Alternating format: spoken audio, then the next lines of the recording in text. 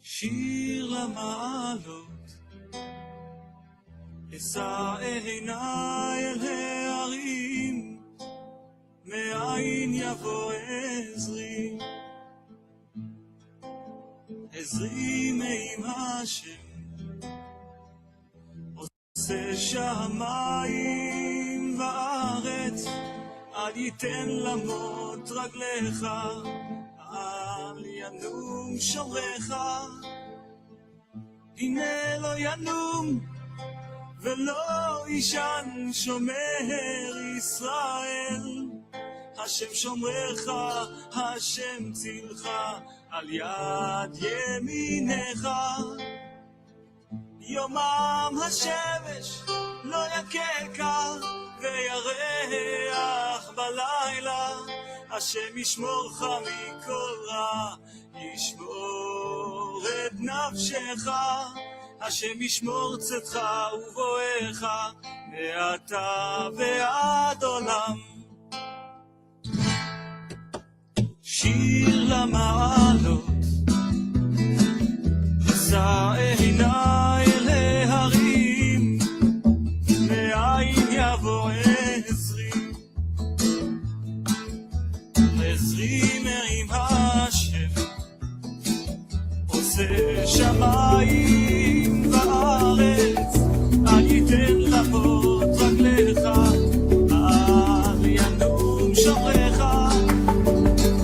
הנה לא ינום ולא ישן שומר ישראל, השם שומרך, השם צילך.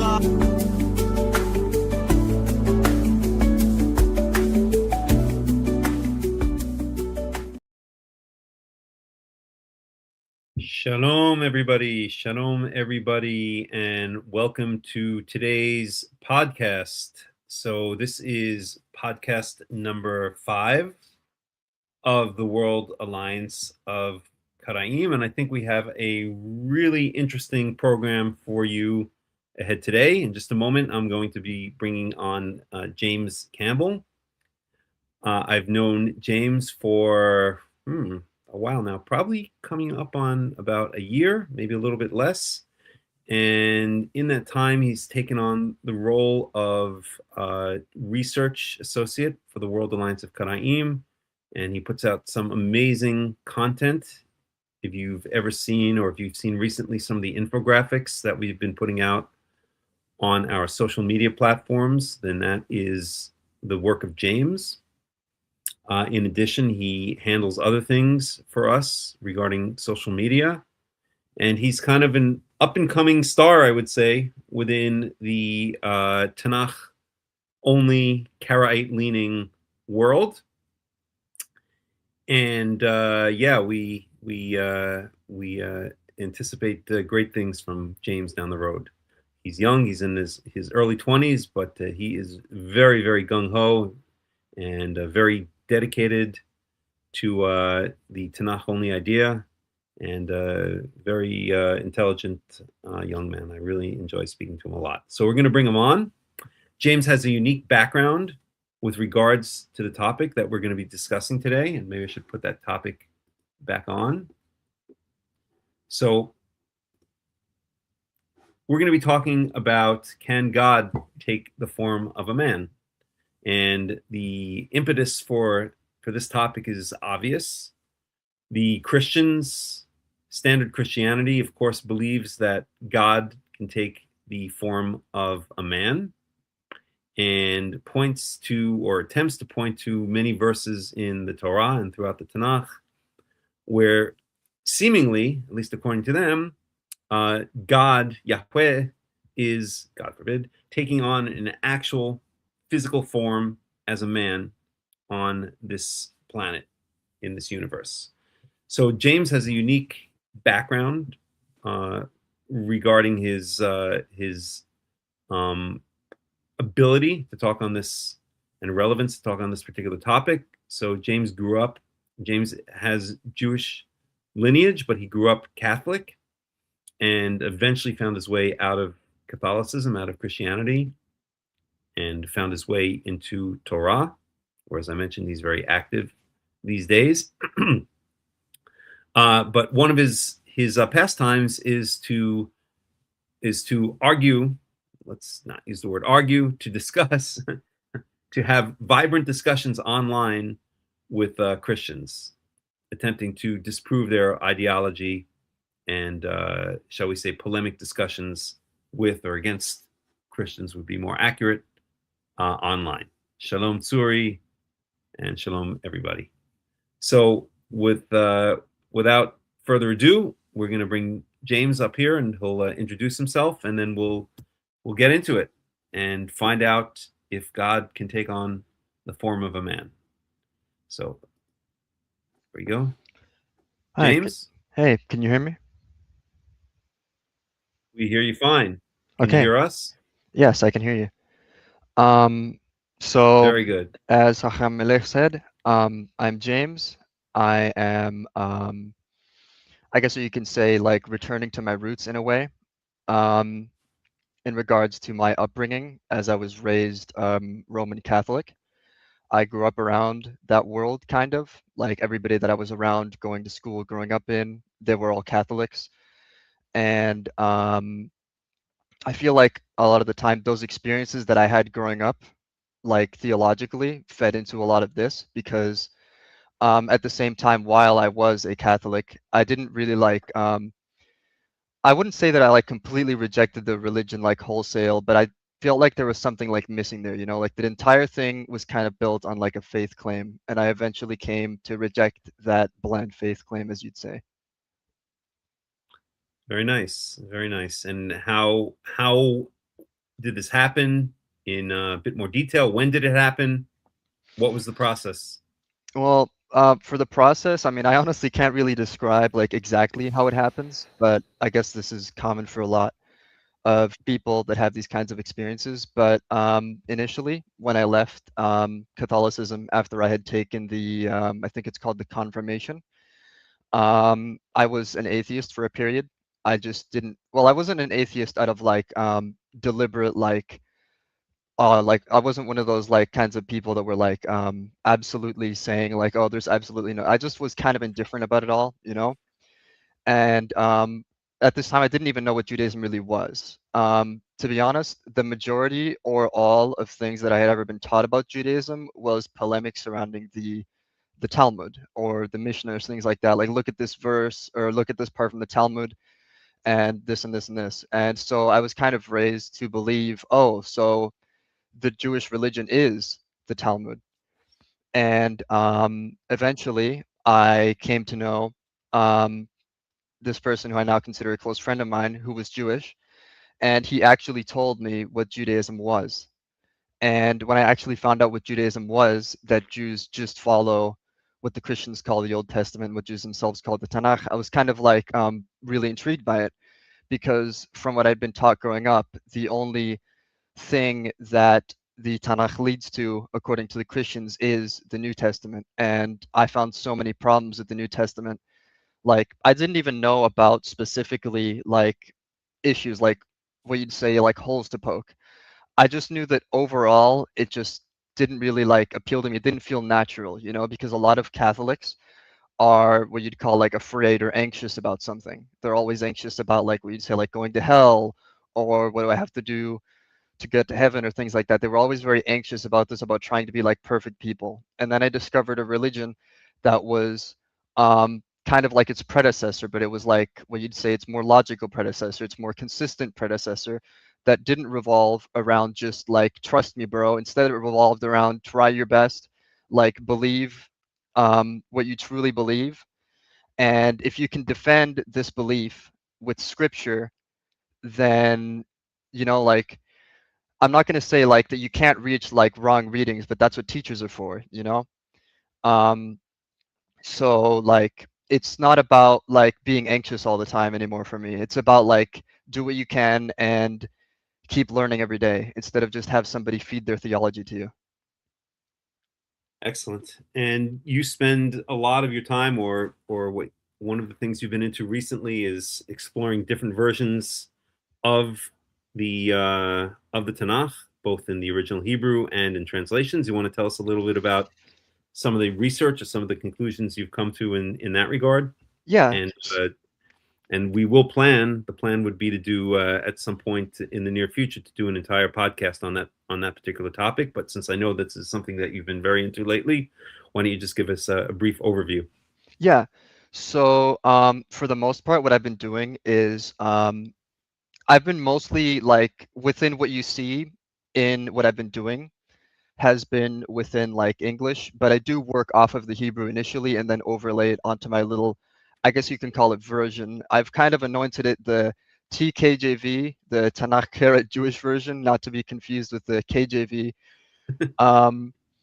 But who knows? Maybe someday the TKJV will become so popular that people will immediately assume it's, oh, you mean the Karaite Jewish version and not the King James version. That'd be pretty cool, but I don't know. We'll see. But mostly what I've been doing is I kind of take verses and I say, oh, how does this verse differ among the different texts, like the Septuagint or like the Syriac Peshitta and things like this? And I say, oh, which reading would make the most sense within the context?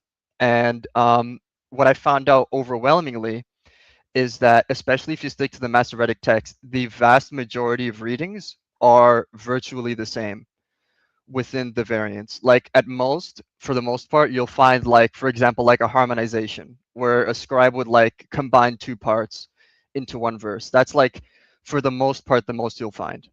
And even so, even if you take every single reading that's straight up just different overall, even if you take every reading that is different, it will not change your overall theology. You'll still be able to get to the same one, which is also something that I believe cuts against where people say, especially like a lot of like academic scholars, they make these massive, what I'd call leaps in reasoning, where they say, oh, so Deuteronomy 32:8 has a sons of God reading, so they must have had a different theology in the beginning. Like, no, it's not how it works, because you have a lot of different verses, especially in these Psalms, that talk about exactly this thing.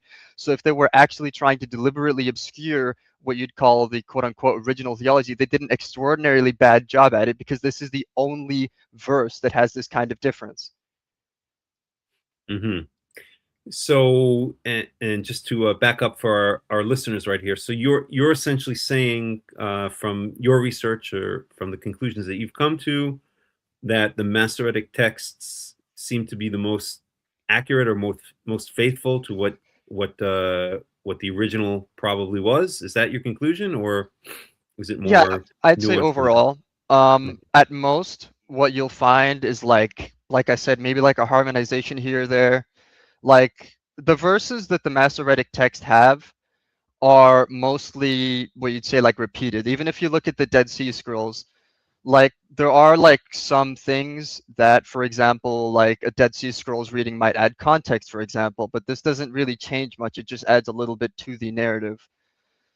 Mm-hmm. Like, for example, in 1 Samuel 11, there's a verse that starts off from the Dead Sea Scrolls that kind of introduces Nahash a little bit more, but this doesn't really change the overall narrative. It just gives a little bit of a prelude to the rest of it, if that makes sense.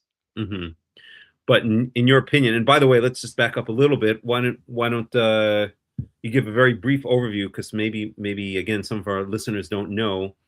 So when you pick up a Tanakh in the Hebrew, when you pick up the Torah in the Hebrew in this day and age, and even going back a while, essentially what your reading is comes from what's called the Masoretic texts. Okay, and the Masoretic texts were texts that were written in various places, but the most canonical ones were written in Tiberias, which is about a 40-minute drive from where I live in the Golan Heights, and they are the Masoretes did a lot of things, but one of the things that they did was take some kind of original or proto-text, which nobody knows exactly what that text was, and then very, very accurately copy it from copy to copy throughout the generations that they were active, which was basically from around 700 CE till around 1000 CE. They did other things as well, such as add vowels, what we consider the modern vowelization of the Hebrew text onto the consonants, and a lot of what's called Masoretic notes they added as well. But the basic bottom line is the canonical text, or any text that you would pick up in Hebrew, and as a consequence, many of the English translations, pretty much almost all of the English translations, are based on these Masoretic texts. So, but there are other versions of the Tanakh, both in Hebrew, or versions of portions of the Tanakh, both in Hebrew, such as the Dead Sea Scrolls, which have some variations from the Masoretic texts. And then you have translations such as the Septuagint, which was put together in around 300 BCE, 250 to 300 BCE, which is a translation into the Greek of the Hebrew Bible, the quote-unquote Old Testament. And so what James is saying is that these well, let me let you speak. So go ahead, James. Why don't you take it So from... do you mean like what I was saying about the Masoretic text? Yeah. So within the Masoretic text, the readings, even if you take every single reading that differs, like I said, you'll still reach like substantially the same theology. Like the majority of differences within like interpretations, for example, comes from, if you, well, to put it bluntly, basically, if you stay within Peshat, you'll stay at a consistent interpretation pretty much no matter what reading you adopt. But if you leave Peshat behind and adopt more like what I'd call like imaginative readings, then obviously you're not going to reach the same conclusion that somebody would that's reading Peshat would. But this isn't the fault of the text. This is the fault of the reader. Mm-hmm, mm-hmm, mm-hmm. Do you have any examples where you think some of the alternative texts, again, such as, let's say, the Septuagint or the Samaritan version of the Torah, or the Syriac Pshita, do you have any examples where you think that they are the original version or the more accurate version, and the Masoretic texts are a deviation from that?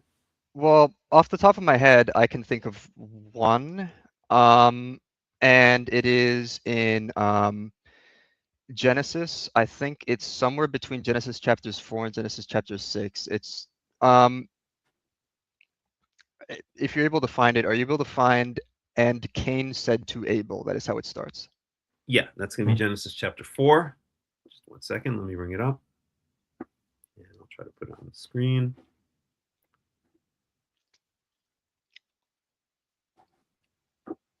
Give me 1 second here.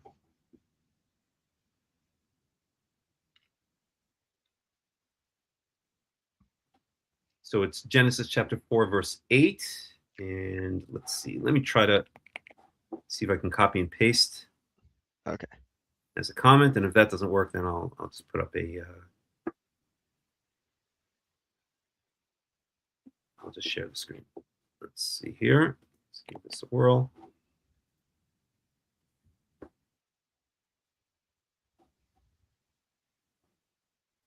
So, okay, that seems to be coming up okay. So there it is. That's Genesis chapter 4, verse 8. Yes. And do you want me to read it and translate, or do you want to just explain?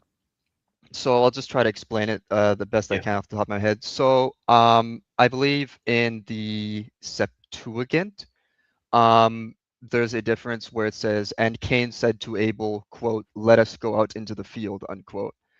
And I think this is very likely what you'd call an older reading, because it adds more context, it makes more sense. And it adds kind of a segue into them actually going out into the field. So just to summarize what James is saying here, I'll just read very briefly the Hebrew and I'll translate it. So this is from the Masoretic text. This is based on the Leningrad Codex, which is the most used in this day and age Masoretic text for Hebrew versions of the Tanakh, and also for many English translations. But it says, so this is Genesis chapter 4, verse 8, and it says, "Vayomer Kain el Havel." Just look at the original text because it's very small on the screen here. Just 1 second. "Vayomer Kain el Havel." So Cain said to Abel, Achiu, his brother, "Why he bihiotam b'sadeh?" And it was, and so it was when they were in the field, "V'yakam Kain el Havel," that Cain arose against Havel, Achiu, his brother, v'yihargehu, and killed him. So what James is saying, and I see your point very, very clearly here. It almost seems in this Masoretic version that it's skipping an Yes. important phrase, right? So it says, Cain said to Abel, Cain said to Abel his brother, and when they were in the field, Cain. So it doesn't say what he said. It doesn't say what he said to Abel his brother. And what you're saying is in the Septuagint that it fills that in, and it adds that Cain said to Abel his brother, "Let's go out into the field." And then when they were in the field, Cain rose up against Abel and his brother and killed him. Right. Yes. So you're saying that that it seems from the context here that something is missing from the Masoretic version, and that version is filled in the Septuagint, so that the Septuagint is actually a translation, or is reflecting translation from perhaps an earlier or more accurate text that did not make its way down through the or into the Masoretic texts. That's essentially what you're saying. Yes. Right, got it. Now, I could play devil's advocate, and I could say that there are many times where details are left out, where we'll say someone said something, or someone said something to someone else, and then it doesn't add what is said. This is not the only verse. There are a number of verses. I can't think of chapter and verse offhand, but I know I've come across them a number of times. And so one could say that this just means that Cain spoke to Abel, that Cain spoke to Abel, and then, or said something to Abel that the text doesn't specify. And then when they were out in the field, then Cain rose up against Hevel and killed him. How would you respond to that claim? Your claim that there are a lot of other places where it seems like the text leaves things out. Correct. That there's a lot of and specifically with the phrase that someone said something to someone else, and then it doesn't specify what they said. There are a number of other examples of that. I can't think of chapter and verse offhand, but I know I've come across them. And perhaps that this is just biblical Hebrew's way of expressing itself. In other words, something was said, but it doesn't specify what was said. But whatever that thing was, it led them to then be out in the field where Cain rose up against Abel, and then the Septuagint, seeing that that something needed to be filled in, artificially filled it in, right? Because we see that sometimes even in the Samaritan version of the Torah, where there are a number of cases where it seems that they didn't like, or something didn't sit well with the Samaritans, so they filled in some words to kind of flesh it out. Yes. So I think it could be. The way that I do this is I don't really run on absolutes on this, because obviously there could be one where it could be the other. Like obviously the reading of "Let us go into the field" would make more sense, but at the same time, there's no way to like prove for sure which one is there. But at the same time, they still both say. This kind of feeds into my point that I was making before, that they both say like substantially the same thing. Like this quote isn't like it's not like, for example, like missing out a quote about like David's death or something and his death never being narrated. Like that's not this kind of problem. And these problems are, like, relatively speaking, they're very minor. And like, of course, like I think people are human, like a lot of these probably happened in the Second Temple, and people are human. Like maybe they just didn't have the standards that the Masoretes later had with the text. And I think that, like, at the same time, people like to read into these things a lot and say, oh, they wanted to hide this reading. This also goes a lot into what a lot of Christians say. A lot of Christians say, oh, the rabbis purposefully hid this reading. Or there's also the myth that a lot of people say that rabbis purposefully hid Isaiah 53. It's not the way this works, because even if you take every single alternate reading, it does not change much, because at most, even if it changes a verse, which is again a maybe, it will not change the entire theology. There's no single verse in Tanakh that changes the entire theology. So you're saying that there may be differences, but they're not substantive in the sense that they don't cause any fundamental change to our to our understanding of what we're reading. Yes, and I think this is a testament to how well preserved the Tanakh was itself. Even if you take into account the different textual variants, even still, even if people paraphrase things, even if people harmonized readings, even if people accidentally left things out even, it still substantially reaches the same exact thing. Like if you compare the Dead Sea Scrolls with the Masoretic, there's entire pieces of the Dead Sea Scrolls that correspond exactly word for word with the Masoretic text. And there's also pieces that correspond exactly with the Masoretic text and do not agree with the Septuagint. And also, if you count like from when the Masoretes first started actually codifying the text, the Masoretes did an extraordinary job with preserving the text that they had. Like the Masoretes, which I believe one of them was rumored to be a Karaite himself, which is an interesting little tidbit, but they preserved it pretty much perfectly for what they had. Like, sure, you can argue if you want that the Masoretic text had problems, but even if you want to go that route, then the Masoretes themselves weren't the ones that added it. It just wasn't some kind of big what you'd call like a conspiracy to like hide the text from people. That's not the way that this works. Because if it was, then they did, like I said before, a very bad job at it. Because sure, you can change one single wording from one verse, but they're still going to say that same verse or that same principle 500 times in the Tanakh. So that doesn't change much. Okay, so fascinating stuff, and hopefully we'll have a podcast dedicated to this particular topic. But talking about, you were mentioning reading into the text. So talking about reading into the text, why don't we move on to the main subject that we want to talk about today? So Christians claim that that God, that Yahweh, can take on the form of a physical man. Obviously, it's fundamental to their theology.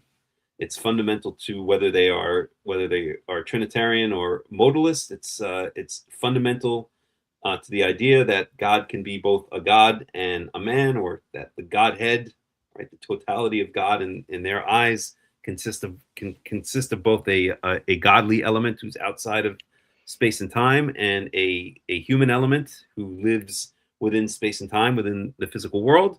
And they have certain verses that they like to use to attempt to prove this. So James and I were talking earlier about, and maybe this is a good place to start. We're talking about Genesis chapter 18, where you have the three Yes. men that come to visit Abraham. So why don't we start there? I'll bring it up, okay, in both the English and the Hebrew, and I'll put that on the screen.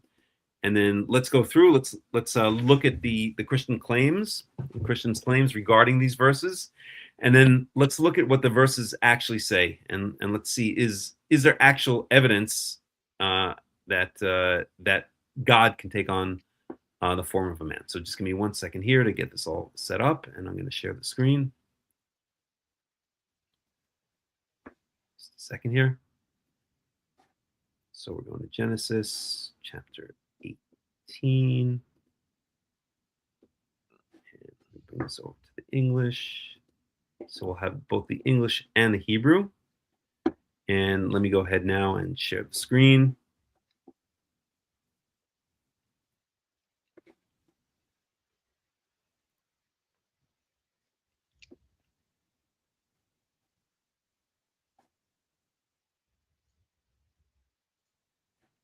And there we go. All right, James, can you see the screen? Yes, I can see it. Okay. All right, let me get rid of this. And let me get rid of that banner since it's blocking it. Okay. All right, James, take it away. All right. So, do you want me to just read the verse? As you wish. You do it as I'll just first yeah. I'll give a little lay by lay of like my general views surrounding this verse. So Sure. a lot of the time, from what I've seen, for some reason I have a lot of what you'd call evangelical Protestants on my YouTube feed, where what they like to do is they like to take specific verses in isolation and kind of stack them onto other verses, onto other verses, onto other verses. And yeah, sure, if you stack verses in a vacuum, then you can reach whatever worldview you want. You can literally reach like Gnosticism through the New Testament if you really wanted to by just verse stacking. And of course, a Christian will disagree with that and say, no, no, the text doesn't agree with that, which is really, really ironic considering that's exactly what Jews do to Christians when they try to push their readings. So And can you explain what you mean by verse stacking? so verse Yeah. stacking is basically when you take one verse and you say, oh, so this one verse, most of the time when you do this, you kind of read it in a vacuum. So you take this one verse, for example, when Abraham meets the three men, and then you take when two men leave, or when the men leave, and then you take 19:1 when the two men arrive at Sodom. And then, for example, from this, what you'd call verse stacking, this is kind of a miniature form because usually they kind of just jump across books to do this. They have like one verse in Isaiah, one verse in Ezekiel, that kind of stuff. So this would be a relatively tame form of it. But they take those three verses and then they say, oh, so you see how the two angels, no, you see, they only two of them left because only two of them arrived at Sodom. You see, so now we can establish that one of the men was actually God, and God was the man. So the man was God, and God can become human. So a human is Jesus, and Jesus is God. That's kind of the reading that they usually kind of use with things like this. Mm-hmm. But So in other words, what you're saying is they'll take verses, individual verses or chunks of verses out of context, and they'll link them all together to create the narrative that they want to create without taking into account what's really being said there in its full context.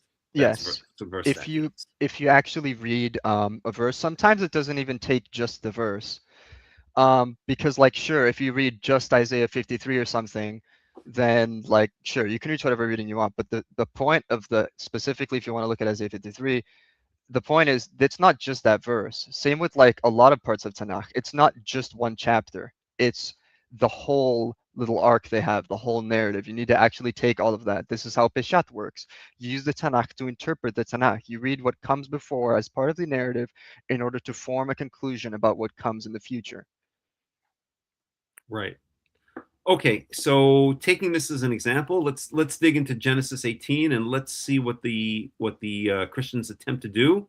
Let's see how they verse stack using Genesis 18 and going into 19, and then let's see what actually is being said, and let's determine as to whether the claims of the Christians holds up to what is or what is really being said here holds up to the claims of the Christians. So go ahead, James, take it away.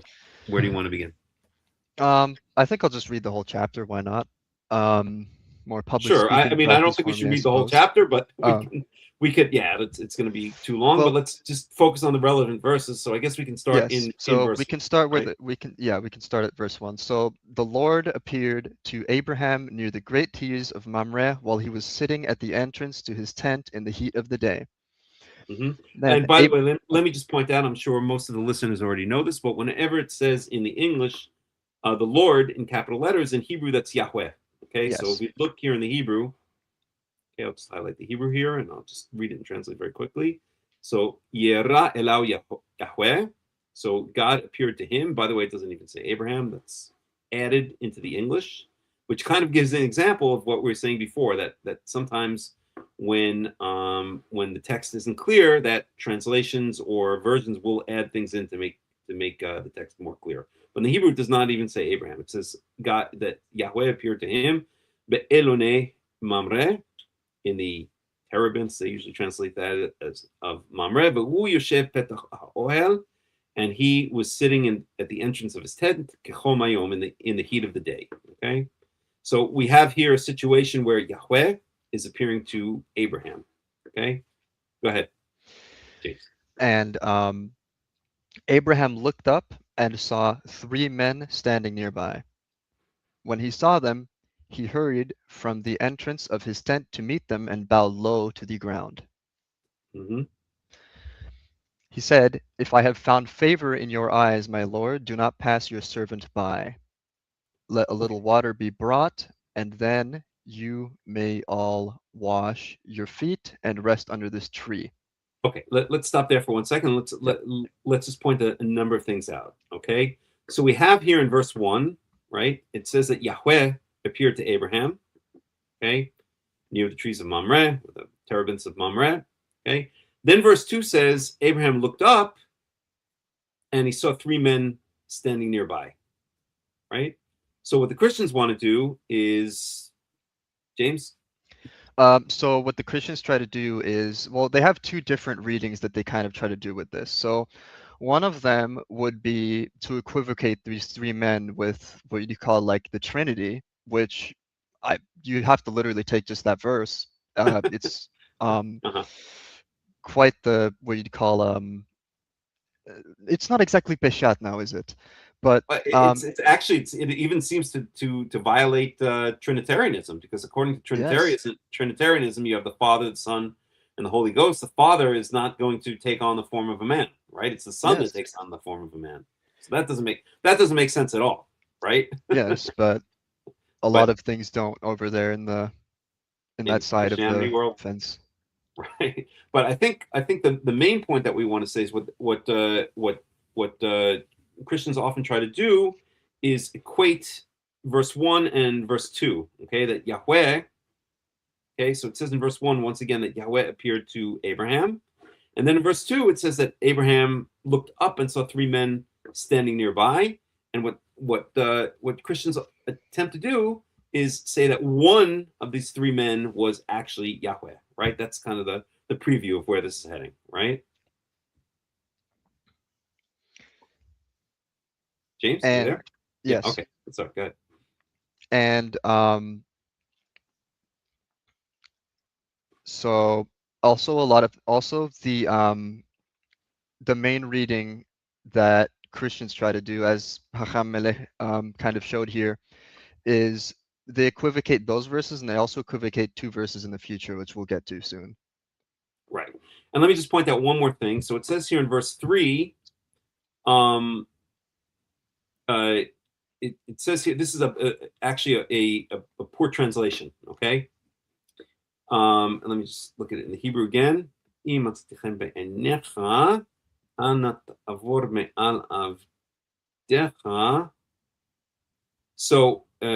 just look at this. V'Sinai v'yara v'hini shloshet anashim tzavim alav v'yara v'yaratz v'katam mipetach olam v'yishtach v'atz v'yomer Adonai im namatz etchem be'enech ana ta'avor me'al avdecha. So what we have here is in verse 3, it says, if I have found favor in your eyes, my Lord. Okay, but the Hebrew actually says v'yomer Adonai, okay, which can be interpreted as the Lord, as my master, but it can also be interpreted as my masters. Okay, so this literally means my masters, but sometimes it is applied to Yahweh himself, because the plural form can often be used to refer to Yahweh. Like Yahweh is called Elohim, right? He's called God, and Elohim is technically in the plural, but it's the form that's really in is what we can call the majestic plural. It uses the plural form to express the majesty, the greatness of Yahweh.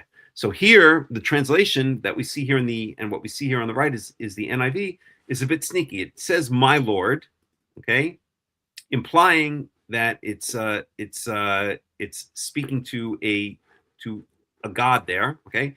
But really, what it says in the Hebrew is "my lords," okay. Yes. If I have found favor in your eyes, and it's your eyes plural, okay, but of course one person has two eyes, so this could also still apply to one person. And then we have here, I'll just point something else out in the Hebrew, al nat avor me al avdecha, okay, please don't pass by your servant. So this word, this word in the Hebrew, please don't pass by, or how do they translate it here? Do not pass your servant by, okay. So al nat avor, this word here, ta'avor, is in the singular. So it would seem that it's speaking to one person, which might seem to justify the translation here of my Lord rather than my lords. But the fact of the matter is that this can be speaking in the singular, because it means the singular collective, okay, the collective of the three people. And this is also very common in the biblical Hebrew. Without going into all the details here, there's absolutely no textual proof in the Hebrew that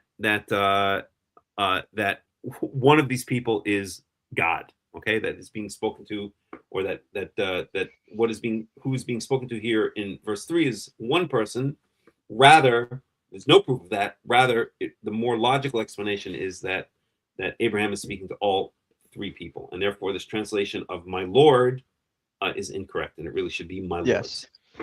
Lords. Because what I've noticed as well with the Mhm. Christians translations in themselves is what they'll do a lot of the time is they'll get translations such as this that are technically correct. Like, sure, if you kind of like force it a little bit, or if you want a certain theology to shine through, but at the Right, same time, they're not what you'd call the best if you want to adhere to the plain sense of the text itself. right, right. Yep, absolutely. All right, go on, James. Um, I believe I was at verse 5. Hmm. So let me get you something to eat so you can be refreshed and then go on your way, now that you have come to your servant. Hmm. Very well, they answered, do as you say. So Abraham hurried into the tent to Sarah. Quick, he said, get 3 seahs of the finest flour and knead it and bake some bread. Then he ran to the herd and selected a choice tender calf and gave it to a servant who hurried to prepare it. He then brought some curds and milk and the calf that had been prepared and set these before them. While they ate, he stood near them under a tree. I'd actually like to say something about verse 8. Yeah, go for it. So, something really interesting that I noticed from this verse when I was reading it for the first time. Do you Hmm. notice how Abraham gave the guests meat and milk mixed together? Yeah, we when I first started learning in yeshiva, this was one of the I remember this way back, maybe in my first couple weeks in yeshiva when I back in the 90s, this was pointed out, and so the standard explanation that I heard back then from the rabbis, or I don't know which one, from a number of the rabbis, was that see how it doesn't mention. Let's look here in the actual text, right? He brought some curds and milk and the calf that had been prepared. In other words, first he brought dairy and then he brought meat. So he waited a half an hour or 3 hours or whatever it is before after bringing the dairy, before bringing the meat. That's the explanation. So the rabbis actually, or the rabbis that taught me back in the day, and I guess it's standard rabbinical fare, the rabbis actually taught that this verse actually upholds the oral Torah, because first they brought the milk and then they waited a half an hour and then they brought the meat. Okay, but then I heard many years later an even more bizarre explanation. I remember I was learning with a particular rabbi. Oh, this guy's a little bit nuts. I won't even mention his name, but he was a rabbi, a very popular English-speaking rabbi at one of the yeshivas I learned at, and he had broken off and started his own yeshiva. And I went there for the day because I had a close friend who was learning with him. And I kid you not, I spent the whole day. I think I learned absolutely no Torah whatsoever, just absolute nonsense. And one of the things that we spoke about that day was this verse. And let's see, I hope I can get this right. But he said that it says in the Zohar that the calf was not actually meat because this was a special calf that God prepared and created out of the dust, especially for these guests, and therefore, since it was not born of a mother and a mother cow, and it was created magically out of the dust by God on this day for these guests, that therefore it's not technically meat, and therefore, when the milk was eaten with it, it's not eating milk and meat together. You can't make this stuff up. I Yeah, mean, you I can feel make like, stuff up if you're a rabbi, but yes, if you're not, you can't make this stuff up. I But at feel, any rate, yeah, clearly the pshat is that there was no issue of eating meat and milk together, right? yes, Clearly, the milk and the calf were the butter and the milk and the calf were all being served at the same time, right? And so the yes, rabbis have to jump through hoops in order to try to attempt to salvage their oral law, because they have a belief that that all of the patriarchs kept the entire Torah. This is one of the beliefs of the rabbis, that Abraham, Isaac, and Jacob, even though they lived generations before the Torah was given, that they naturally were so close to God that they kept all of the Torah, including separation of milk and meat, and so therefore they have to make up an excuse for why this does not really mean that Abraham was serving his guests milk and meat together. At any rate, we digress. But yeah, so all right. So I guess okay, we're up to verse 9. yep. Hmm? So "Where is your wife Sarah?" they asked him. "There, in the tent," he said. Then one of them said, "I will surely return to you about this time next year, and Sarah your wife will have a son." Now Sarah was Mhm. listening at the entrance to the tent, which was behind him. Abraham and Sarah were already very old, and Sarah was past the age of childbearing. So Sarah laughed to herself as she thought, "After I'm worn out and my Lord is old, will I now have this pleasure?" Then Yahweh said to Abraham, "Why did Sarah laugh and say, 'Will I really have a child now that I'm old?' Is anything too hard for Yahweh? I will return to you at the appointed time next year, and Sarah will have a son." Sarah was afraid, so she lied and said, "I did not laugh." But he said, "Yes, you did laugh." Mhm. When the men got up to leave, they looked down towards Sodom, and Abraham walked along their way to see them on their way. Then Mhm. Yahweh said, Do you want "Shall..." to focus on this on verse 16 because Oh, now this is yes, again relevant to. yes. So with the Christian reading that me and the Hakham Melech has kind of been pointing on here is kind of that Christians like to say that when the men, notice how it says the men, kind of like encompassing the men rather than saying just two, got up to leave, it said that they looked down towards Sodom. So a lot of the time what Christians will say is that only two of these men left and that one of them stayed, but this is nowhere defensible from the text itself. Right. And let's even focus on the Hebrew for this particular verse. Okay, I'm just going to read it in the Hebrew. Okay, so it says, "V'yakimu misham ha'anashim." So the men got up from there, "V'yashkifu al pnei Sodom," and they looked in the direction of Sodom. "V'Avraham holech imam lishalcham," and Abraham accompanied them or went with them to accompany them. Okay, so from the context, if we didn't know anything, if we weren't trying to argue against Christian theology, it seems okay. Three men came. Abraham fed three men, and now these three men left, right? But that's not what the Christians claim, okay? And again, I'm going to let James really take the lead on this one, but we'll see. We'll see. James already mentioned it, but we'll see in the text. In the text, what the Christians actually claim, and then we'll see why it doesn't hold any water. Okay, Yes. so go on, James. So 17. Then Yahweh said, "Shall I hide from Abraham what I am about to do? Abraham will surely become a great and powerful nation, and all nations on earth will be blessed through him. For I have chosen him so that he will direct his children and his household after him to keep the way of Yahweh by doing what is right and just, so that Yahweh will bring about for Abraham what he has promised him." Mm-hmm. Then Yahweh said, "The outcry against Sodom and Gomorrah is so great and their sin so grievous that I will go down and see if what they have done is as bad as the outcry that has reached me. If not, I will know." And I'd also like to just point this out as well, right? So again, and we'll go back over this in detail, all of the relevant verses. But I think that this is also these two verses, or 21 specifically, is also quite relevant. Just give me 1 second here. Do something technical. There we go. Okay, in the sense that it says Yahweh says, "I will go down and see if what they have done is as bad as the outcry that has reached me." Right, and it says in the Hebrew, "Erdena ve'erek kitza'akata haba'a elai asukala." Okay, so I will certainly, or I will surely go down, and I will see if, according to its scream that is coming up to me, have they completely done. Okay, so the point is that if Yahweh is already, as the Christians claim, if one of these three men that visited Abraham was Yahweh, then why does verse 21 say that he has to go down? He's already down there, right? He's already one of the three men. So this verse would be miyutar. At least in English would be I can't think of the word in English. Would be unnecessary. Well, who Right. knows? Perhaps they interpret this as, "Oh, maybe I'll go down this small hill." Who knows? They have a Right. lot of different ways of defending their interpretations. They have about, what, 2,000 years to make up ad hoc arguments? Right. But my point is that they're saying that one of the men is Yahweh. That's the claim of the Christians. One of the men is Yahweh. So then this verse would become unnecessary. Yahweh would Yes. not need to say, "I'm going to go down and see what's going on," because he's already down there. He's already one of those men, according to Christians. Okay. Anyway, so verse 22. So the men turned away and went towards Sodom, but Abraham remained standing before Yahweh. Right.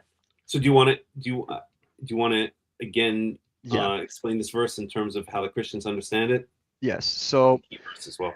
the way that I've specifically seen Christians understand this verse is they take only this verse and maybe like a few of the other verses that we've mentioned in kind of a vacuum, and they say, oh, so these men must have been two because of a verse in the future. Right. And then so since Abraham remained standing before Yahweh, then Yahweh must have been the last man. But this does not naturally follow from the actual text if you read it in its context. Right. And again, just to sum up, what the Christians are claiming is of these three men, two were angels who went on to destroy Sodom, or who went on to visit Sodom and Gomorrah.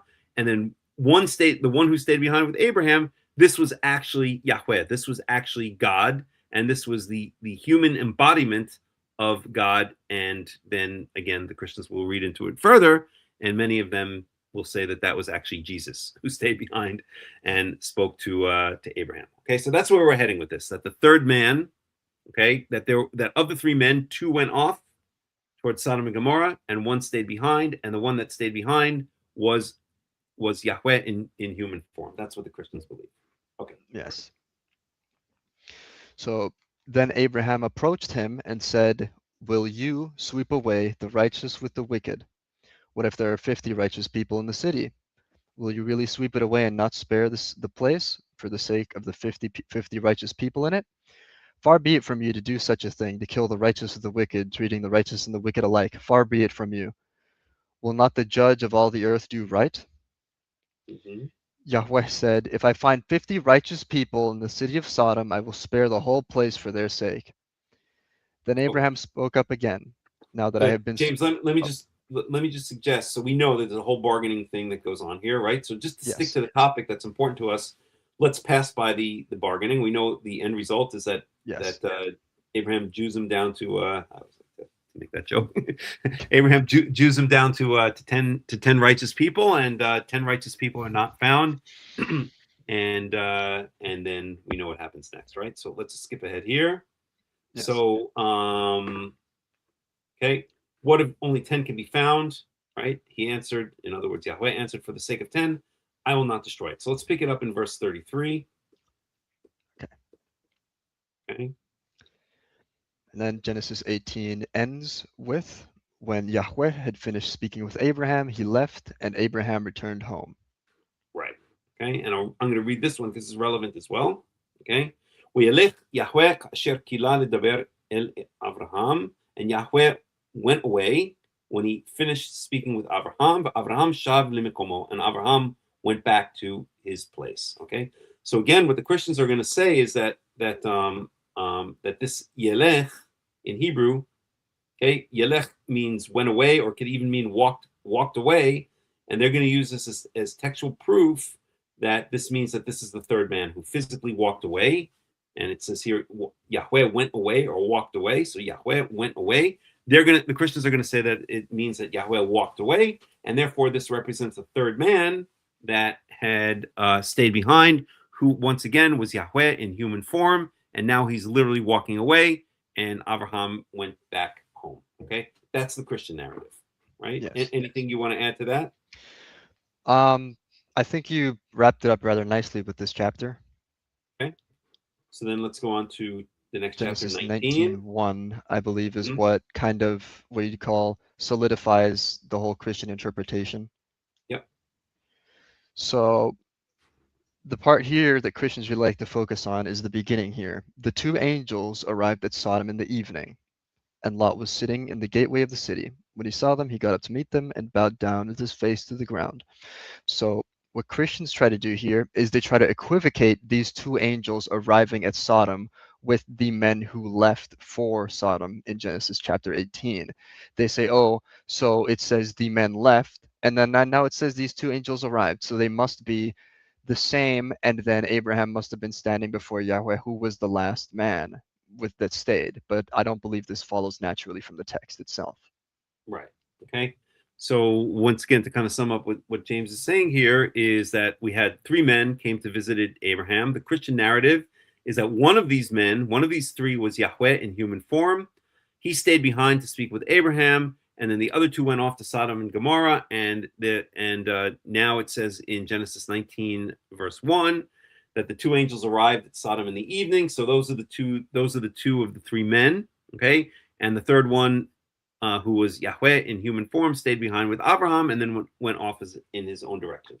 That's the Christian narrative, right? Anything you want to add to that? I just want to add kind of like an overarching theme with their what you'd call like interpretive principle, where a lot of the time you'll kind of see this as a sort of repeating pattern, where they'll take a few verses, like as I think I said before, kind of like a vacuum, and then they'll say, "Oh, just read these three verses, and you'll reach our view." But then they go, "No, no, what's context? What is that? I don't understand what it is." Because from the way that I've seen it after extensively engaging with Christian arguments for about the last year, is that a lot of the time, whenever the context resists their interpretation, they tend to let the context go in order to protect their interpretation. I think everyone does that to a certain degree, but yeah, the Christians are very good at it. Okay, so where do we want to go from here? Do we want to go back and look at the relevant verses, and let's go back, look at the relevant verses, and let's build up. Let's get again a kind of clear understanding of what the Christian position is, and then maybe we can go back again and look at the verses, and then show why those verses don't really hold up to or don't support the Christian view, right? Or they okay. So let's go back to 18, and we'll focus just on the relevant verses. Okay.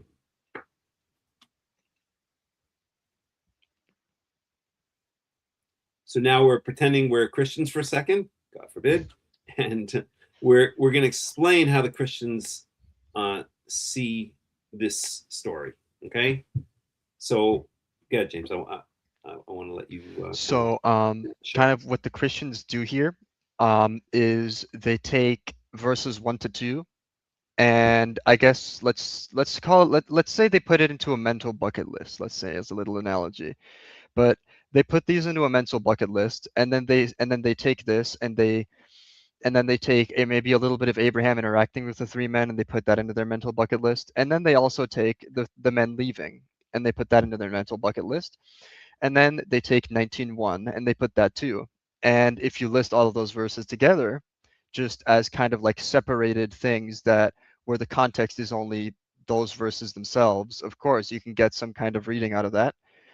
But if you read the rest of the chapter, this doesn't really follow much, because it clearly says, for example, the men left, and it doesn't explicitly equivocate 19:1's the two angels arriving at Sodom with the two men. And Melech, are you able to check if the men here, if it uses a different word as 19:1? Because it says here that one of them is men, which I believe would be Adam, yes? And I believe 19:1 uses Melech, was it? Which are two different things that are being described, especially. Right. So I don't think it uses Adam. I think it uses Ish and Anashim, which specifically mean men. Okay. And then 19:1 doesn't use the word men. It uses the word malachim. Yes. Let's just see it. Okay. Okay. So it says in chapter 19, verse 1, V'yavo'u shnei hamalachim stoma. And that's all we need to know. Okay. And it says the two angels came to Sodom, okay, arrived in Sodom, okay. And by the way, I just want to point out that the way biblical Hebrew works is that even though it says the two angels, okay, and the Christians will again use this to build a narrative that this is speaking about two of the three men that visited Abraham, Shnei HaMalachim does not necessarily mean, in the Hebrew, it doesn't necessarily mean those two angels. It could just mean two angels. Shnei HaMalachim could mean two specific angels, not necessarily referring to two of the three people who visited Abraham, right? Yes. So again, going back to 18. So what James is saying is, our first relevant verse is three men. Abraham looked up, and there were three men. Okay. Yes. And in Hebrew, shlosha anashim. So three. The word it uses here is anashim. Okay. So again, the Christians are going to try to say that two of these men were angels who went on to Sodom and ended up destroying it, and that one that stayed behind, or one stayed behind with Abraham, and that was Yahweh in human form. aka Jesus. That's what But the Christian view. you have to make two massive assumptions here that the text doesn't itself really naturally support. One, you have to make the assumption that, oh, so there were implicitly angels before, but all of a sudden, in a different chapter, they're suddenly explicitly being described as angels, which is the first jump. And two, you have to make the jump of, oh, this is the same narrative at all. Because even if they use the same word, it still wouldn't force that this is the same narrative at all with the two chapters. Because it seems to me that another natural reading of it would be that these are two different narratives, or like Mhm. not two different narratives entirely, but two different things that are going on. You know, like two different arcs, as you'd say. It doesn't Right. force it doesn't force the same between the two, the same kind of like situation that's going on, like a continuous narrative, as you'd say. Right. Okay. So let's play. Okay. So it does say that these are three men. Okay. It uses in verse 2 word Slosha Nashim, which means three men. Okay. But it's clear that they were angels, right? And Yes, how do we see this? They weren't just regular men. And how do we know this? because of what they Because say to Sarah. right. Right. So in verse, where's the verse? So here, starting in verse 9. Okay. So the three men. Okay, so while they ate, he stood near them under a tree. Where is your wife Sarah? They asked him. There in the tent. Then one of them said, I will surely return to you about this time next year, and Sarah, your wife, will have a son. Right? So this clearly implies that even though it does use the word anashim, men, that they were angels.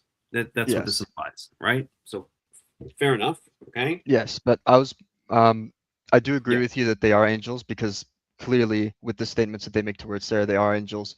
But Right. I was more arguing with like the more narrow point of why would they suddenly go from describing them as men and then suddenly they go describing them as angels. I think that um, especially if you consider the actual context here, that they would that if the Christians wanted to have a better reading, which would be a lot more convenient for them, that they if this wrote men for Genesis 19, then their point would be a tiny bit stronger because then they'd be consistent if they wanted to make a continuous narrative.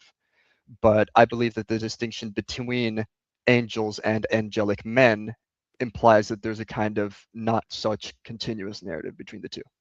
Right. So okay. So your point is that now when we get to Genesis 19, verse 1, and it mentions two angels, okay?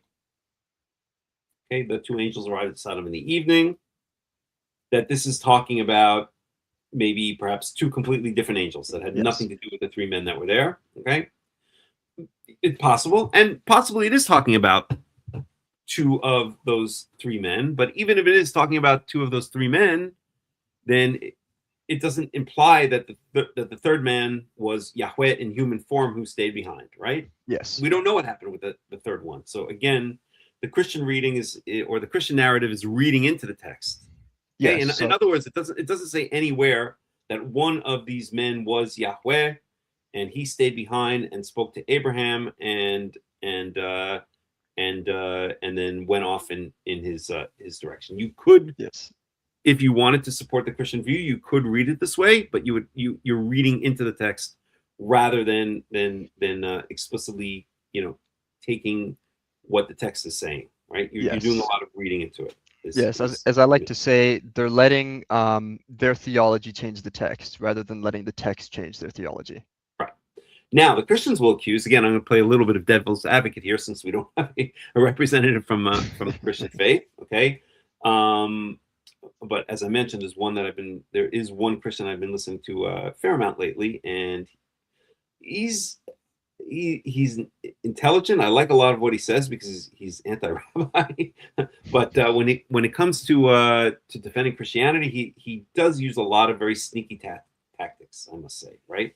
So I'll pretend that I'm him, and I'm defending the text here from the Christian narrative, and what he would say is if you put all of these, together, then it creates a fairly consistent narrative that one of the men was in fact God in human form, and he stayed behind, and the other two went to Sodom. Right? That is Yes. the Christian interpretation of this. Right? So what we want to do is well, go ahead, James. Well, So how would you respond to that? Yeah. well, how I would respond to that is I would say that 1 Samuel 15:29 substantially like weakens the interpretation that God was this man because it explicitly says that God is not a man. Okay, so let's go take a look at that. Let me open it up.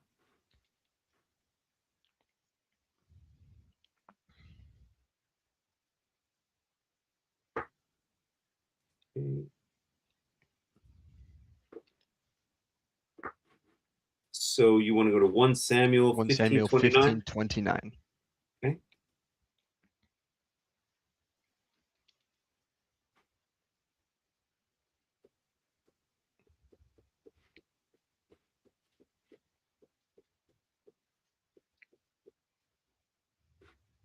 Okay, let me just make sure this is being broadcast on the screen as it needs to be, and it is.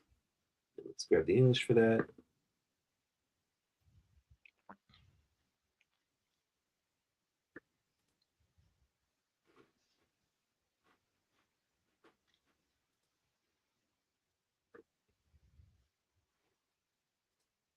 Oops, right here.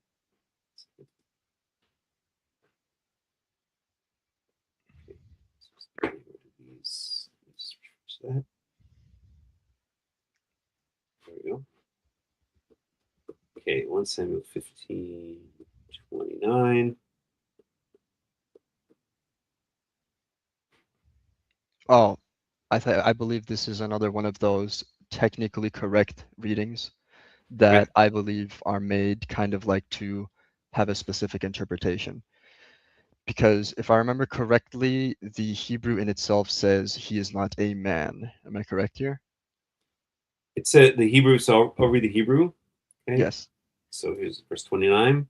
"V'gam netzach Yisrael lo yishaker," and so the eternity of Israel, the eternal one of Israel, does not lie, v'lo yenachem, and does not change his mind. Ki lo adam hu lehinachem, because he's not a man that he should change his mind, or human Yes. being, right? Adam it uses.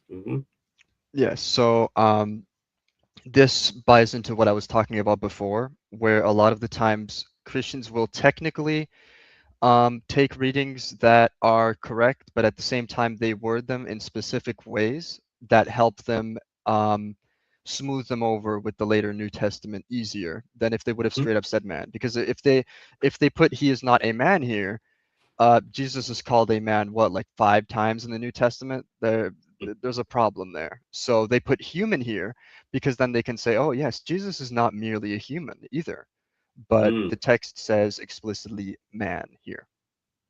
Yeah, it says Adam, which is different from Ish. So in Genesis, in uh, in Genesis chapter 18, we saw Ish being used, which means a man specifically.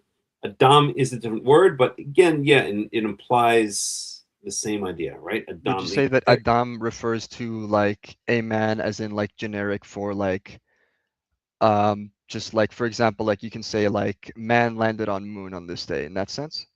Correct, absolutely. In other words, he's not. I mean, honestly, the human being is a fair translation, right? He's not human, right? That he should change his mind. Maybe would be a better translation, but it doesn't. It doesn't.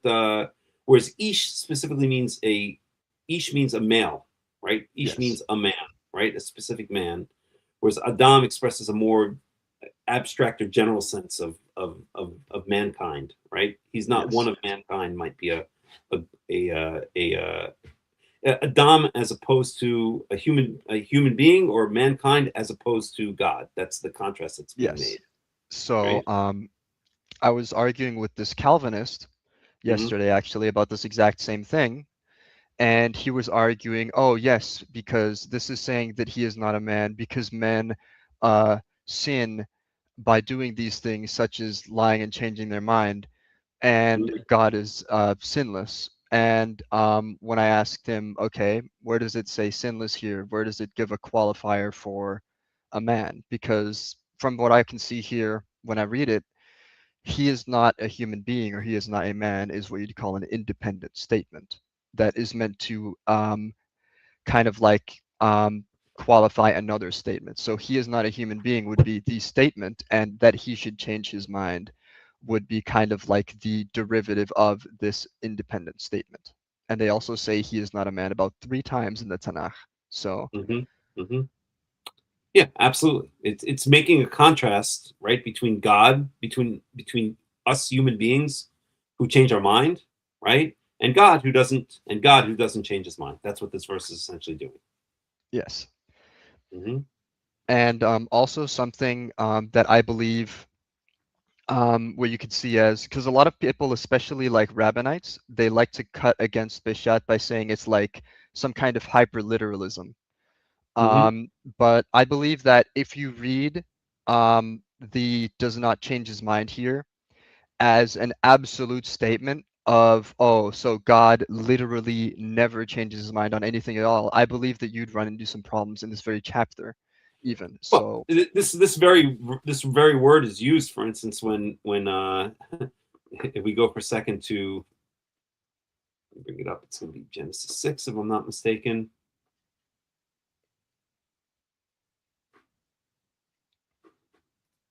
Five. No, 6.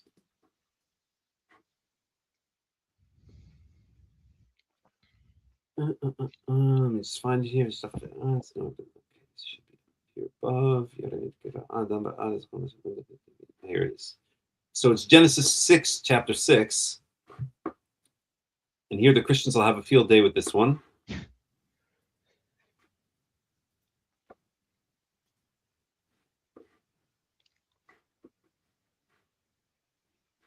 So Genesis 6.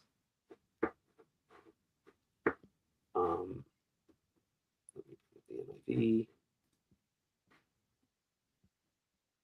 So again, I'm trying to play devil's advocate here so we can get to the bottom of this, right? So the Christians are going to clearly, if you bring 1 Samuel 15:29, where it says that the Eternal One of Israel does not lie and does not change his mind because he's not a man. Okay, he's not a man who should change his mind. Then I, as a devil's advocate playing a Christian, I'm going to take you right to Genesis 6:6, and we could just read it starting at 5. Okay, so Yahweh saw how great the wickedness of the human race had become on the earth, and that every inclination of the thoughts of the human heart was only evil all the time. And Yahweh regretted that he had made human beings on the earth, and his heart was deeply troubled. But the word used in Hebrew is Yenachem Yahweh, ki asa et adam ba'aretz. Okay, that Yahweh, it says, it's that same word, changed his mind. yes, Here we have Yenachem.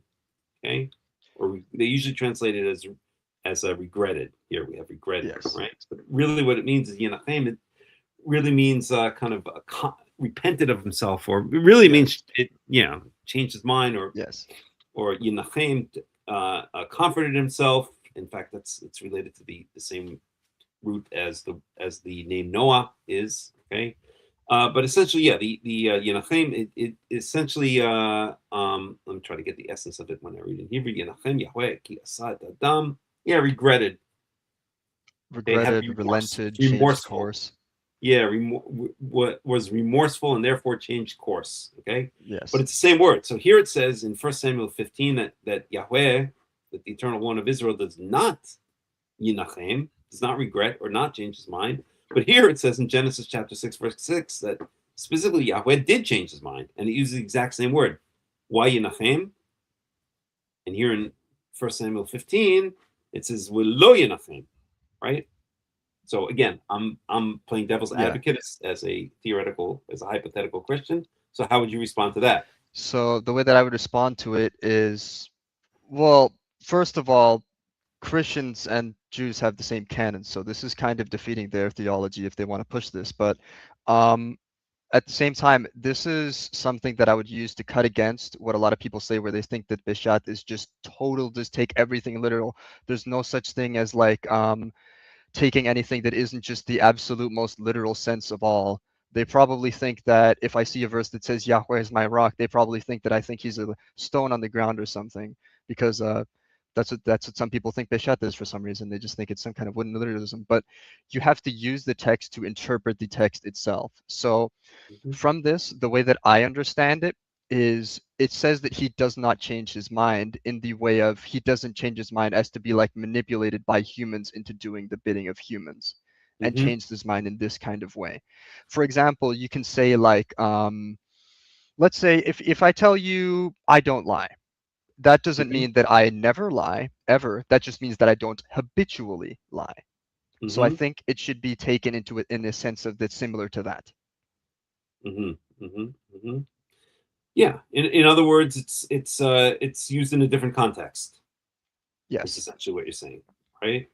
So everything is contextual, and we have to understand the way words are used. Words can be portraying slightly different things, or different things depending on the context, right? So what you're saying here, so the context that we have here is that Samuel is informing Saul that he's been rejected, that his house has been rejected, right? In fact, we can pick it up a little bit earlier.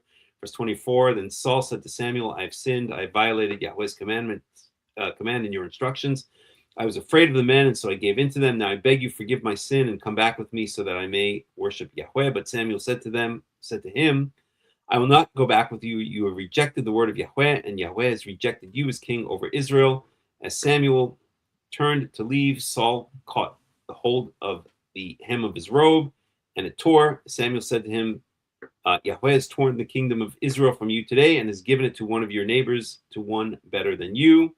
He who is the glory of Israel does not lie or change his mind, for he is not a human being that he should change his mind, right? So what's the context here? Okay, the decision has been made, right? Yahweh has made the decision. Saul is asking Samuel to please come back, and Samuel is saying, no, the decision has already been made. It's final, okay? And once he makes a final decision, that's the end of it, right? Yeah, once he makes a final decision, that's the end of it, and he's not like a human who you can talk into or manipulate into changing his mind. That's the meaning of this verse. Exactly. And in Genesis 6, when we go to Genesis 6, where it seems like it would be a contradiction, it really has a completely different context, right?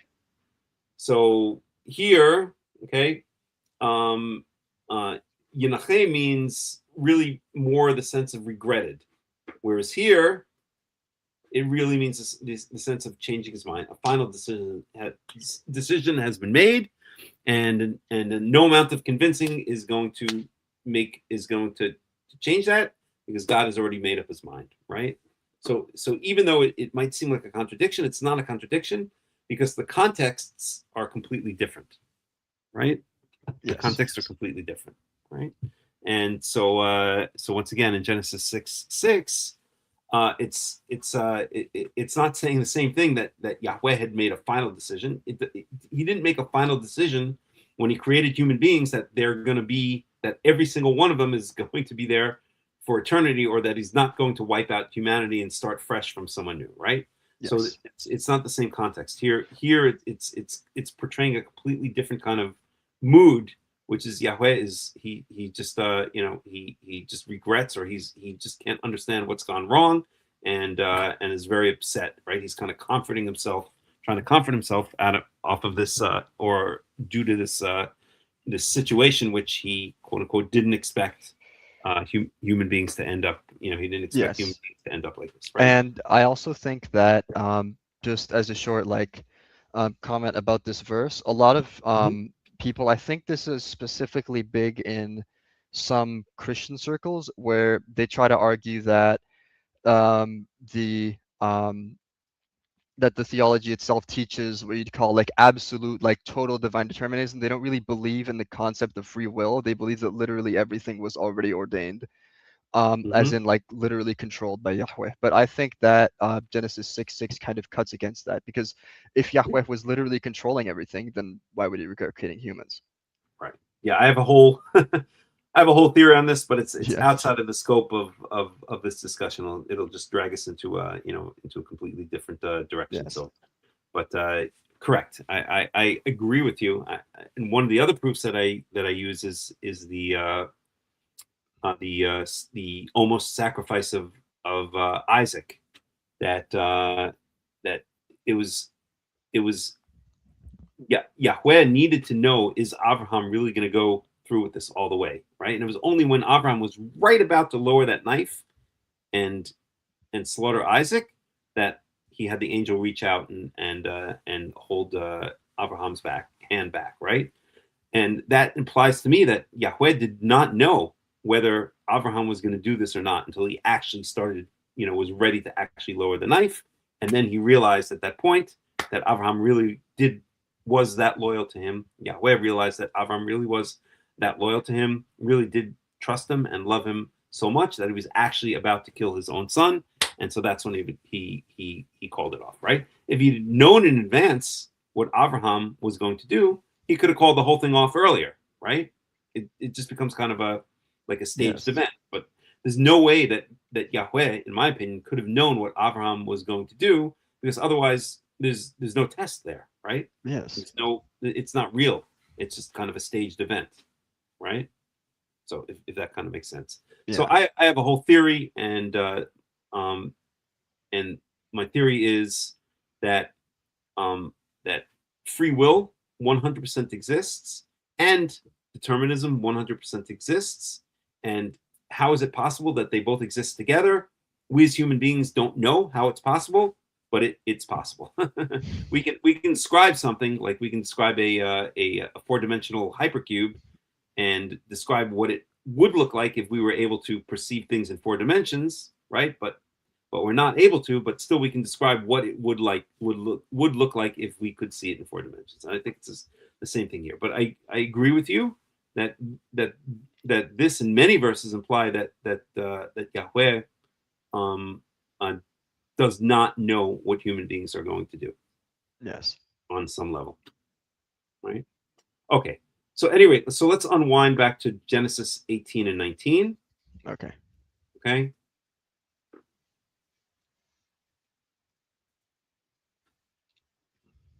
And so we want to debunk the idea that of the Christian narrative that these are 3 angels or 2 angels and 1 or 3 visitors, 2 of them who are just angels, run-of-the-mill angels, and then a third one who is actually Yahweh in human form, aka, according to the Christians, they'll believe that was actually Jesus, right? So we want to debunk that. Okay, yeah. So go ahead, go for it. So as we've established, the Christian reading of this kind of devolves from what I said, I believe, in the beginning of verse stacking. But if you read it yourself without any prior, what you'd call a theological bias or theological motivation, you'll probably reach a much different reading. And then if you've already read it without this theological bias, then if somebody tells you, oh, this is actually what happened, you'd probably instinctively just ask them, oh, how'd you do that? Because I didn't see that when I was reading it. Mm-hmm. And then they'll tell you, oh, so we have this new text and we need to make everything in the old text match up to and point to this new text. So now you need to interpret it this way in order to interpret this newer text through the older one. Right, absolutely. Mm-hmm. And it works the opposite way as well, because sometimes the New Testament will deliberately add events, or will deliberately tell narratives that are a deliberate attempt to harken back to prophecies that are made in the Hebrew Bible, in the quote unquote Old Testament, right? Yes. So, for instance, a classic example is he shall be called a Nazarene, which is nowhere quoted by the prophets. What's that? Well, for example, in the New Testament, they say, have you ever seen the New Testament verse that says that the prophets foretold that he shall be called a Nazarene? This is a quote that's literally nowhere in the Tanakh. They kind of just plop that in. A lot of people use I believe, the olive branch reading of a verse from Tanakh to point to it, but that's not how the language works, I don't think. And I've actually read a fair amount of the New Testament. I grew up reading it. And what I can say is what they kind of do is they they try to prove Jesus through density instead of what you'd call as quality. They have a lot of different verses that could apply to literally anybody, and then they apply them to Jesus, and then they say, oh look, Jesus did this. But at the same time, you can do this to almost anybody. I was talking with my buddy. This was a while ago now. I literally made a full, using Christian interpretive standards, I literally made a Messiah case for Augustus Caesar. And it worked pretty well. Because if you selectively quote scripture, I can do this to anybody. Like Augustus Caesar, for example, is explicitly called the son of God because God was considered to be Julius Caesar. So, like, and a lot of terms that are later used by Christians were literally coined by Rome. So you can interpret it however you want, but at the same time, these interpretations all go away from the plain sense. And I believe if you cannot defend these interpretations from the plain sense, that they should remain at best speculative and not just established fact. Definitely. So I wanted to bring an example. So for instance, if we go to Matthew 21, chapter 21, starting in verse 1, let me bring that up.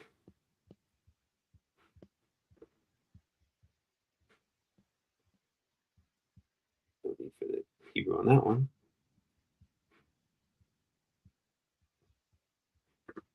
So here's Matthew.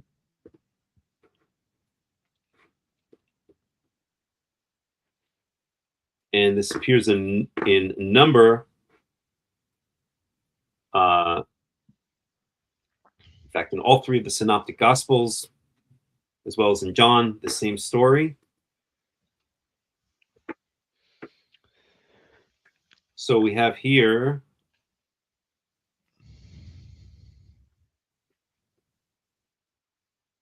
it's funny. Right. So we have here the story of, I won't read through the whole thing, but just very briefly. As they approached Jerusalem and came to Bethpage on the Mount of Olives, Jesus sent 2 disciples, saying to them, go to the village ahead of you, and at once you will find a donkey tied there with her colt by her. Untie them and bring them to me. If anyone says anything to you, say that the Lord needs them, and he will send them right away. This took place to fulfill what was spoken through the prophet. Say to daughter Zion, see, your king comes to you, gentle and riding on a donkey, and on a colt, the foal of a donkey. Right? So basically, we can even read ahead a little bit. The disciples went and did as Jesus had instructed them. They brought the donkey and the colt and placed their cloaks on them for Jesus to sit on. A very large crowd spread their cloaks on the road, while others cut branches from the trees and spread them on the road. The crowds that went ahead of him and those followed shouted, Hosanna to the Son of David, etc. Okay, so in other words, what we have here is a story of Jesus entering Jerusalem riding on a donkey, right? So, and it says explicitly here, it says in Matthew 21:5, okay, or starting at 4, this took place to fulfill what was spoken through the prophets. Say to daughter Zion, see, your king comes to you, gentle and riding on a donkey, and on a colt, the foal of a donkey. And this is referring to Zechariah chapter 9, verse 9. Let's bring that up for a second. Yeah. If I remember correctly, wasn't this a case of hyperliteralism by the New Testament authors? I don't remember exactly what the argument was against it. Possibly, but the point I wanted to bring was something slightly different. And let me bring it up here for 1 second. Zechariah chapter 9. I'll just leave it in English for now. All right, just leave it in Hebrew. Okay.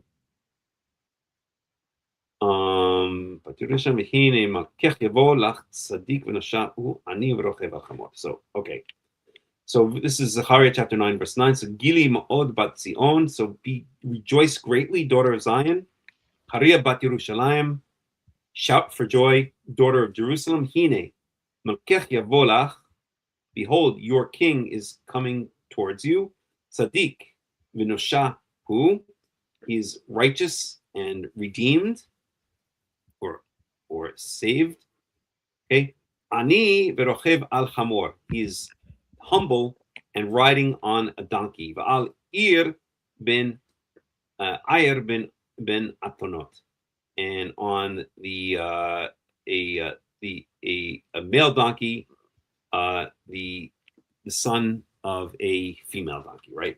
So basically, we have here this prophecy, okay, that your king is going to ride on a donkey, okay?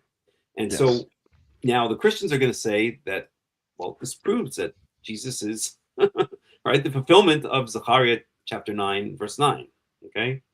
The only problem is it works the other way, right? Zechariah was written long before Matthew was.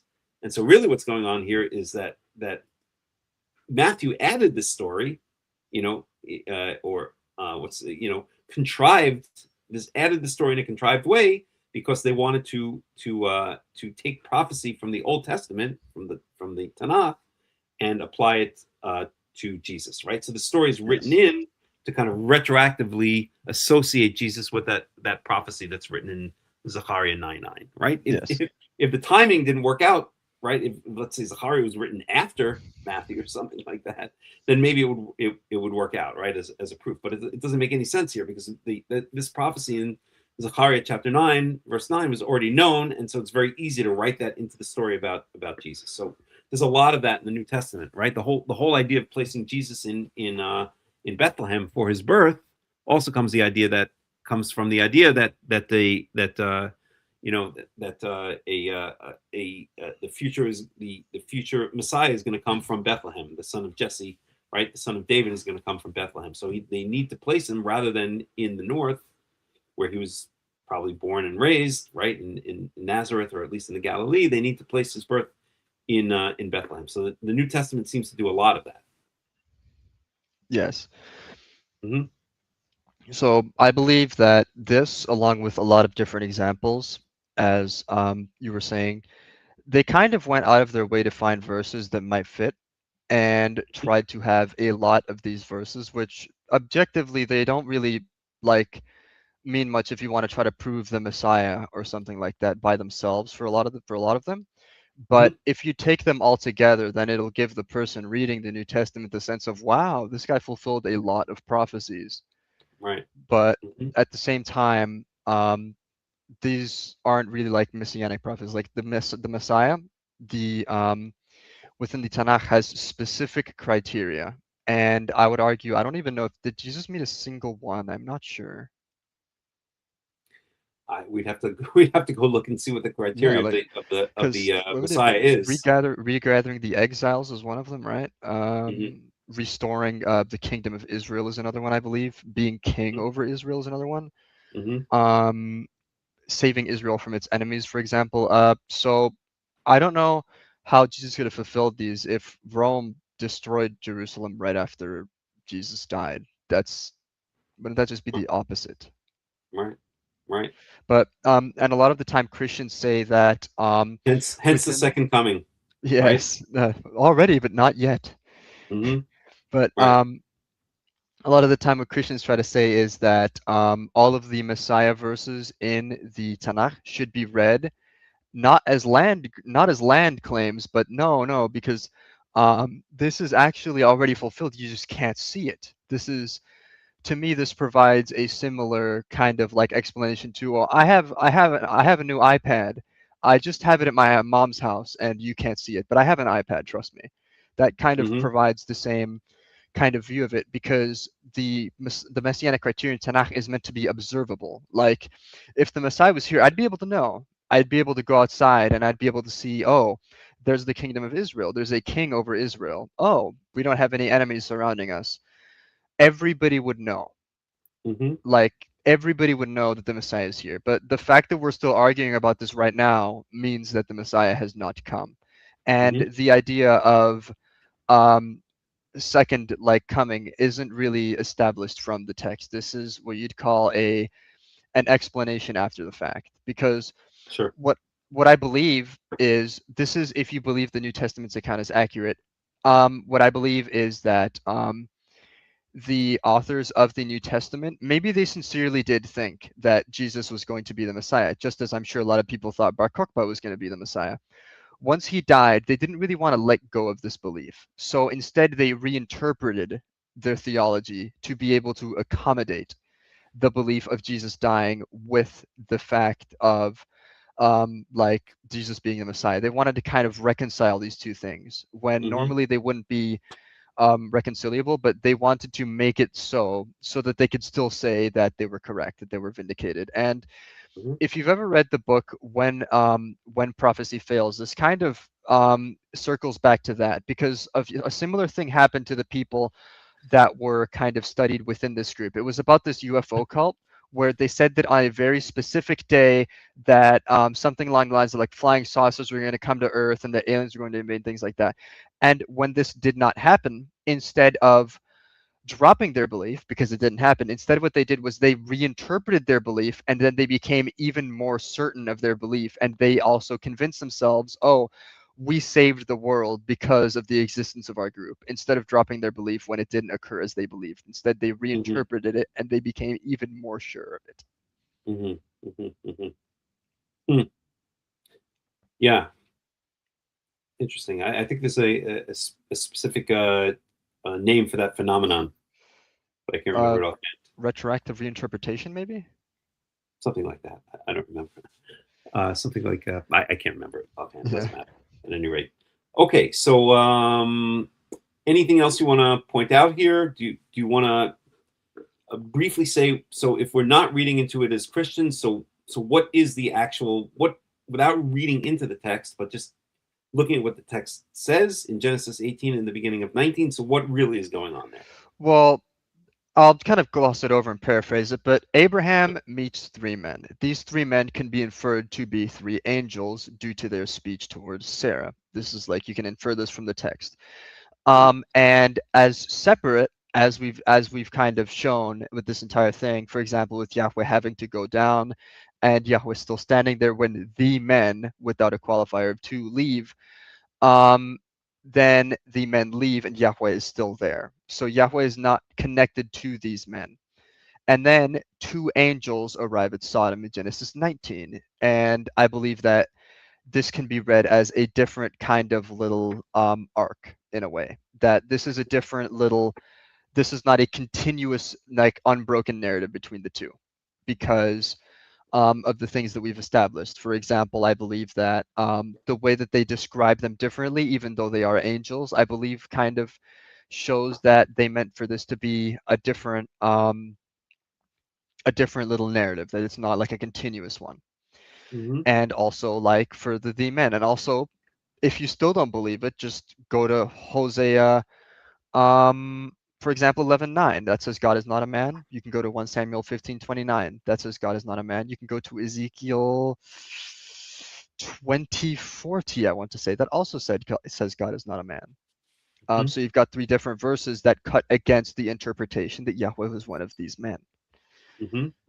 But what the Christians do is they kind of, what they do is they just don't really put much importance into them. And when somebody does bring them up, they go, no, that's not important. And they kind of like hand wave it and they say, no, that doesn't mean what it says it means, you know?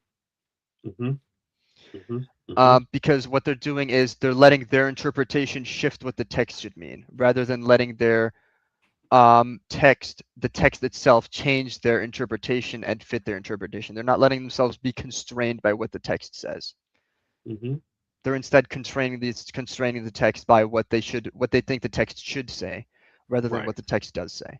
In other words, they have a certain theology, and their axiom is that theology, and then they read or they interpret the text based on that axiom, which is their theology. Yes.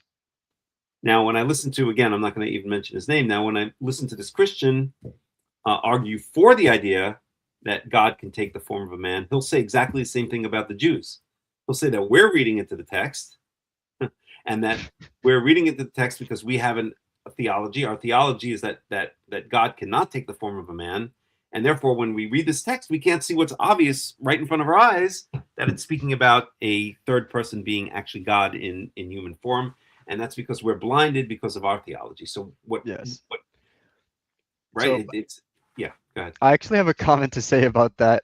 If you mean the hardening of the heart of the Jews, so I actually believe that was what you'd call kind of like an excuse that Paul made, because if you look earlier, I don't remember the specific verse, but Paul was very how do you call it? Paul was very believing in the fact that he could convert the Jews. He was very motivated to convert the Jews. That was what I was looking for. Mhm. And then eventually, when the Jews would overwhelmingly reject him, he only recruited like maybe a minority, and then he turned to the Greco-Roman pagans to try to convert them. He made this kind of like theological statement that their hearts are just hardened. And I think this is what you'd call a massive hand wave.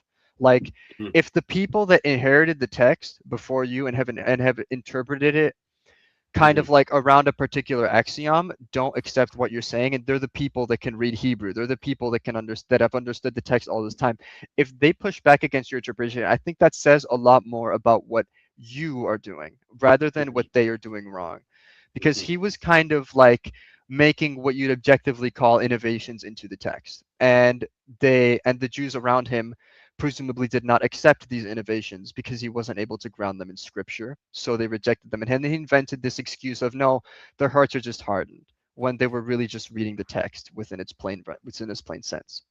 Mhm. Mhm. Mhm. Interesting. So, all right, James, any final words? I think we're going to end it up here. It's quite late here. It's already 11:30 Okay. p.m.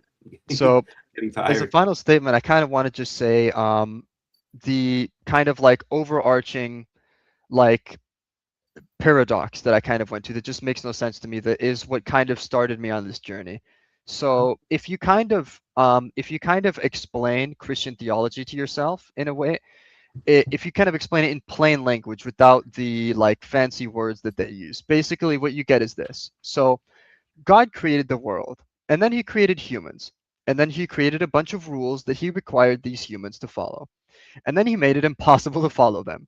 And then he created hell to burn his beloved children forever in eternal agony for not following the rules that he made impossible to follow. And then several million eternally suffering souls later, he felt so bad about it that he split himself into 3 pieces, and he inserted one piece into the womb of a Jewish woman so that he could be born, grow up, start a ministry, sacrifice himself to himself, and then resurrect himself to save us from the rules that he created himself. Uh-huh.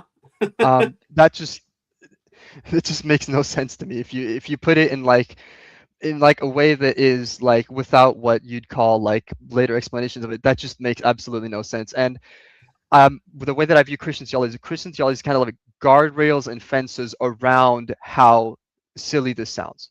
They want to like fluff it up with explanations for it, but that's what it is at its baseline. hmm hmm Very nice. Very nice. Okay, so I think we're going to end here. Okay. So thank you, James, for joining us. It's been a really interesting talk. Hopefully, Yeah, of we'll have course. a bunch more on either continuation of this topic or on some of the other topics that we mentioned. Okay. And yeah, I'm gonna end it here. It's really late. It's 11:30. I Yeah. have to sleep, so I'm gonna start getting ready for bed. And yeah, so hope everyone that you enjoyed this talk. And that's about all I got. So thanks a lot for joining us, and we wish you all a wonderful week. And we will see you again soon. Yes. Okay, all right. So I'll go out with music as I usually do, and yeah, and that's about it. Okay, all right. Bye bye, everyone.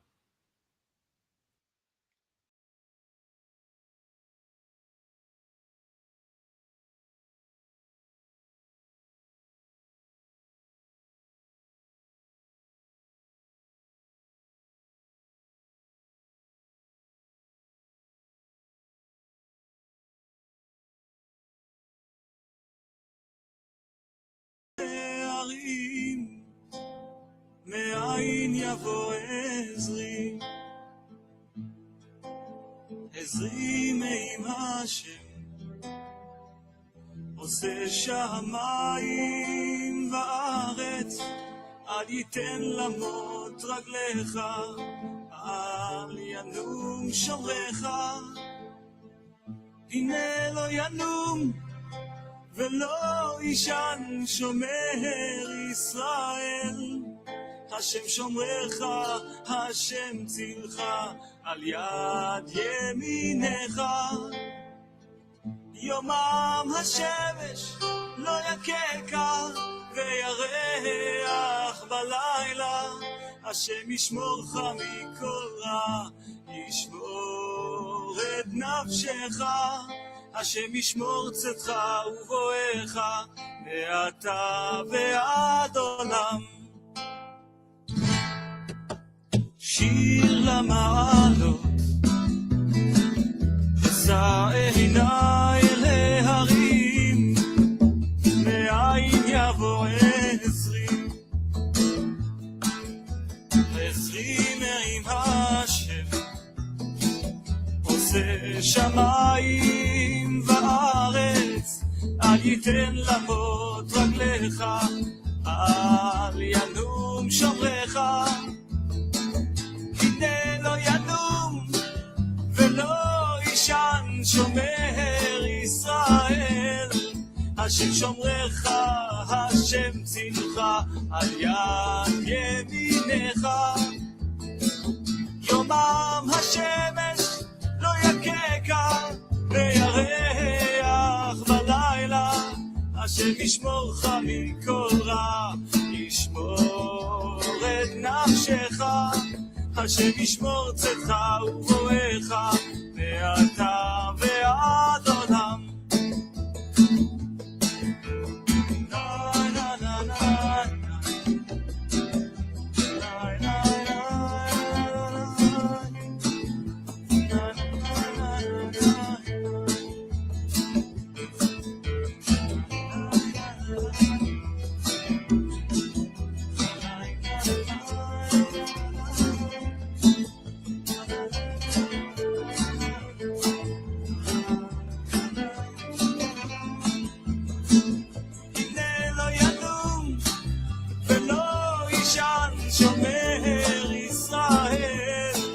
השם שומרך, השם צילך, על יד ימינך.